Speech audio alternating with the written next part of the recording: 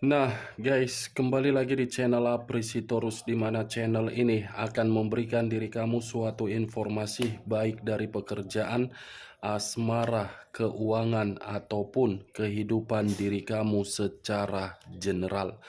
Sebelum saya memberikan suatu informasi dari beberapa aspek yang saya katakan tadi, saya juga mengingatkan kepada teman-teman, informasi yang saya berikan terhadap diri kamu bukan suatu acuan untuk kamu ambil dan untuk kamu terima. Saya hanya bisa memberikan diri kamu suatu informasi berdasarkan kartu yang saya pegang ini.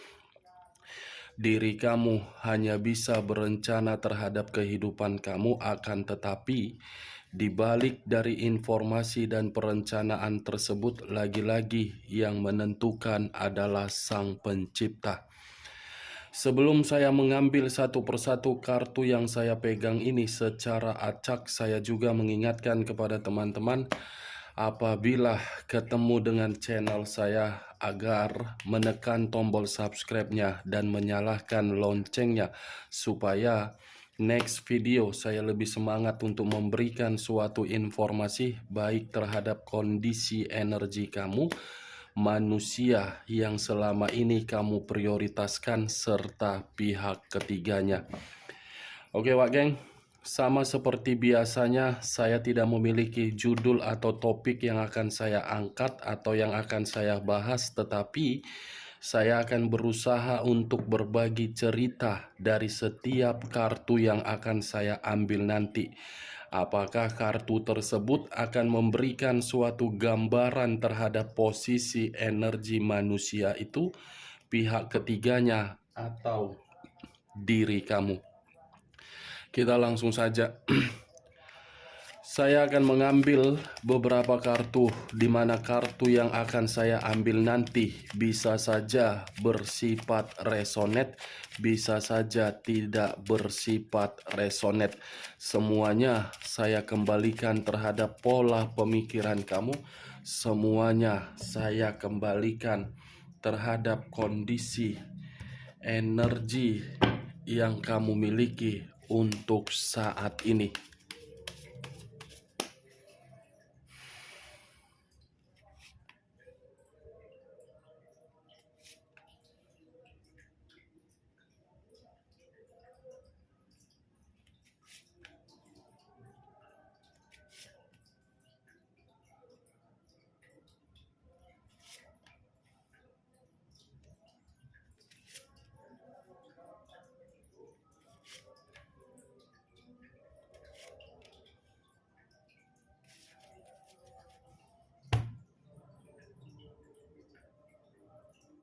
Nah, guys, di depan saya ini sudah ada beberapa kartu yang sudah saya ambil secara acak satu persatu dari tumpukan kartu yang saya pegang tadi. Apakah informasi atau cerita di balik dari kartu yang ada di depan saya ini akan memberikan suatu gambaran yang bersifat positif atau kebalikannya? Kita langsung terhadap kartu pertama. Muncul kartu ini. Sekali lagi saya mengatakan, muncul kartu yang saya pegang ini. Di mana kemunculan kartu yang saya pegang ini seperti memberikan suatu isyarat atau berbicara terhadap kondisi satu energi, yang dimana kondisi energi tersebut untuk saat ini saya melihat dan saya merasakan sepertinya ada satu bentuk pergerakan, tetapi bentuk pergerakan ini lebih mendominasi terhadap kondisi perasaan ataupun kondisi batin. Kenapa saya mengatakan kedua aspek tersebut? Karena bagi saya untuk saat ini saya melihat kedua aspek itu benar-benar sangat malang. Malang berawal dari komitmen. Malang berawal dari kepercayaan. Malang karena orang yang diprioritaskan selalu memberikan konflik. Kalau saya mencoba untuk mengarahkan kartu yang saya pegang ini terhadap posisi energi yang dimiliki oleh orang lain atau pihak lain, serta mengesampingkan satu energi yang saya katakan tadi, kartu ini membuktikan dari sifat atau karakter yang dimana karakter itu menganggap siapapun yang memberikan situasi berdasarkan kesetiaan ataupun ketulusan, pihak lain atau orang lain menganggap hanya sebagai lawan. Apa yang barusan saya katakan bisa saja mengarah terhadap posisi energi kamu, dan apa yang barusan saya katakan bisa saja mengarah terhadap posisi energi manusia tersebut. Akan tetapi, sebelum saya memberikan suatu informasi terhadap kemunculan kartu yang saya pegang ini, terlebih dahulu saya akan mengarah terhadap diri kamu sebelum saya mengarah terhadap manusia tersebut. Sebelum saya mengarah terhadap manusia tersebut, terlebih dahulu saya akan mengarah terhadap diri kamu. Di mana ketika diri saya mengarah terhadap posisi energi kamu, baik secara pemikiran, perasaan, ataupun kondisi batin kamu, ketiga aspek yang saya katakan tadi, apabila saya kaitkan dengan kartu yang saya pegang ini, secara otomatis komitmen yang pernah kamu jalankan, komitmen penuh dengan perselisihan. Perselisihan yang saya kategorikan ini mengarah terhadap pemikiran kamu sehingga pemikiran kamu tidak pernah jernih untuk berpikir di dalam komitmen kamu tersebut. Kamu sudah menyadari kondisi seperti itu, tetapi karena diri kamu tidak memiliki satu pilihan dan tidak memiliki suatu sikap yang begitu sangat tegas, ujung-ujungnya kamu sendiri yang dirugikan. Sebenarnya kalau saya menganggap komitmen kamu itu dan menganggap diri kamu itu hanya sebagai lawan yang dianggap manusia tersebut, kamu yang terlalu berperan untuk memberikan pemikiran kamu terobsesi. Kamu yang terlalu mengagung-agungkan manusia itu seperti dewa. Kamu yang terlalu meninggi-ninggikan manusia itu seakan-akan manusia itu memberikan berbagai tindakan yang membuat diri kamu mendapatkan keuntungan. Kenyataannya tidak. Kartu yang saya pegang ini terdiri dari 5 pedang, yang dimana 5 pedang ini secara otomatis membuat diri kamu berada di dalam kondisi di lubang neraka. Secara otomatis kondisi diri kamu sudah terjebak di dalam kondisi kemalangan. Saya tidak tahu apakah perkataan saya ini menggambarkan situasi komitmen kamu atau tidak. Tetapi apa yang saya lihat itulah yang saya beritahukan informasinya. Benar atau tidak kembali terhadap pola pemikiran kamu untuk menanggapi perkataan saya tadi. Kalau saya mengarahkan kartu yang saya pegang ini terhadap posisi energi manusia tersebut, saya rasa manusia ini terlalu banyak situasi drama yang terlalu banyak dia mainkan di dalam komitmen kamu, yang seakan-akan drama itu kamu yang membuat komitmen kamu hancur, padahal dia yang membuat komitmen kamu hancur. Drama menggiring yang sesuatu hal tidak penting tetapi digiring agar orang lain menganggap sesuatu hal itu menjadi penting. Saya rasa kalau manusia yang kamu prioritaskan ini dijadikan sebagai aktor atau aktris, mungkin manusia tersebut sudah mendapat piala Oscar berturut-turut. Itu saya kategorikan. Sudah mendapatkan piala Oscar berturut-turut karena sifat dan karakternya terlalu banyak mempermainkan drama. Berbeda terhadap diri kamu. Kamu berusaha untuk membuat komitmen kamu menjadi seimbang, tetapi manusia itu berusaha komitmen tersebut kamu yang membuat tidak seimbang. Apakah salah saya mengatakan manusia itu sebagai manusia yang tidak memiliki otak yang waras? Salah atau tidak? Wak geng, tolong berikan komentar kamu. Saya berbicara seperti ini karena kartu yang saya pegang membuat diri saya merasa emosional. Berarti selama ini komitmen kamu itu hanya sebagai drama yang dia permainkan, kapan dia menangis, kapan dia terpuruk, kapan dia bahagia, kapan dia merasa nyaman.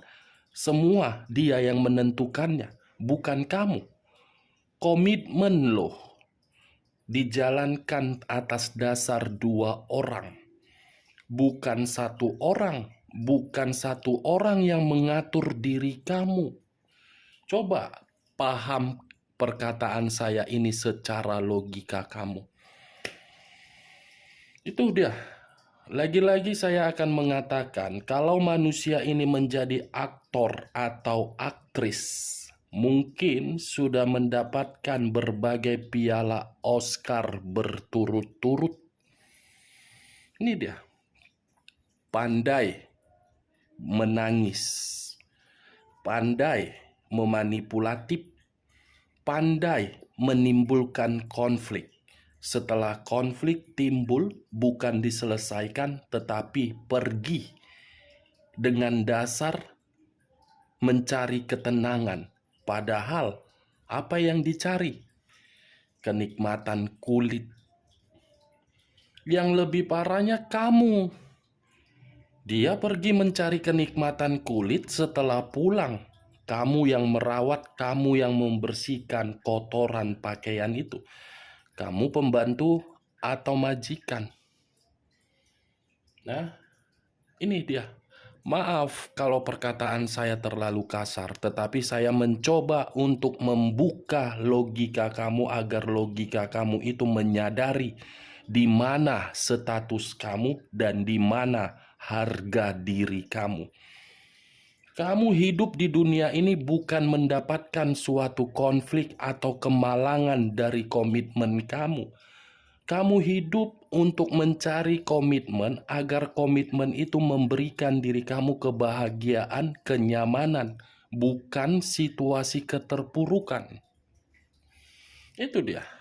Pedang kartu pertama, bukan cawan, bukan tongkat, bukan koin, tetapi pedang. Salah perkataan saya dari apa yang saya katakan. Kalau memang salah, saya minta maaf. Tetapi kalau memang tidak salah, silakan angkat perkataan saya tadi. Kita lihat kartu berikutnya. Muncul kartu Nine of Swords. Muncul lagi kartu pedang. Ada apa di balik dari kata pedang? Di balik dari kata pedang ada sisi trauma, depresi. Itu komitmen yang kamu jalankan. Itu perjalanan komitmen yang selama ini kamu agung-agungkan. Itu perjalanan komitmen yang selama ini kamu anggap sebagai sakral. Itu perjalanan komitmen yang selama ini kamu perjuangkan. Itu perjalanan komitmen yang selama ini kamu pertahankan. hanya sekedar mendapatkan depresi dan trauma. Untuk apa komitmen itu kamu jalankan kalau ujung-ujungnya kamu yang trauma dan depresi? Daripada diri kamu trauma atau depresi, tinggalkan itu manusia. Siapa itu manusia? Apakah keturunan Firaun atau keturunan Ratu Kleopatra sehingga diri kamu masih mengagung-agungkan itu manusia? Kalau manusia itu kehidupannya kamu yang mengubah, kamu yang memberikan keberuntungan, ngapain kamu mengagung-agungkan?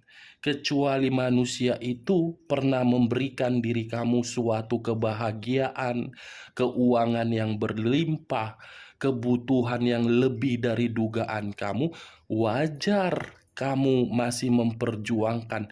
Tetapi kalau diri kamu yang bertanggung jawab untuk mengurus itu manusia, tetapi manusia itu tidak memanfaatkan tindakan kamu, malah mengkhianati kamu.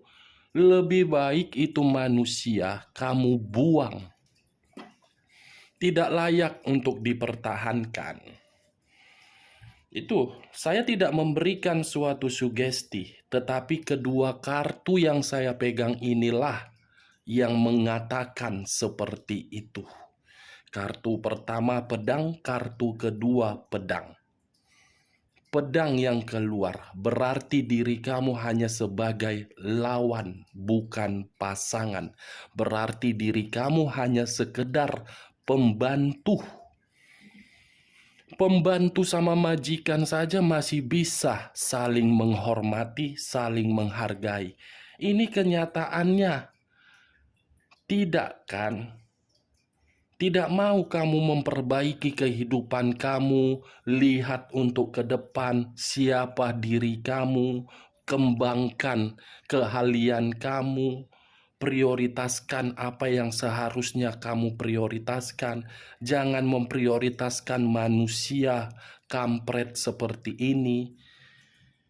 Itu dia, Wak Geng. Saya akan selalu membuka logika kamu agar logika kamu itu menganggap bahwasannya diri kamu masih lebih berharga.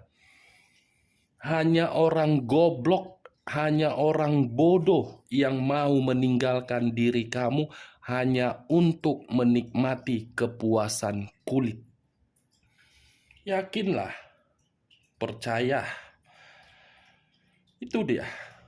Nih, kamu lihat sendiri. Saya tidak tahu harus berbicara apa lagi. Saya kira begitu saya mengangkat kartu pertama yang keluar kartu cawan, ternyata kartu pedang. Ya wes, berarti diri kamu tersiksa. Hah? Benar atau tidak perkataan saya tadi? Wak Gek, kita lihat kartu berikutnya. Muncul kartu The Fool. Kata The Fool memiliki banyak arti, tetapi saya mengambil satu arti saja.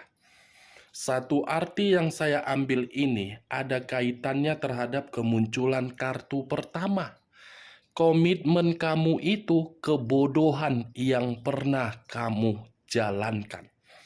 Walaupun manusia itu pernah menjadi bagian di dalam kehidupan kamu sampai berpuluh-puluh tahun, tetap saja bagi saya komitmen kamu suatu kebodohan.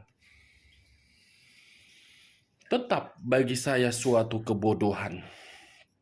Karena dari awal sudah kamu ketahui di mana letak kebodohan kamu dan di mana letak kesedihan kamu, tetapi diri kamu tidak mau untuk mengubah kebodohan kamu dan kesedihan kamu ini dengan sikap tegas dan keras kamu.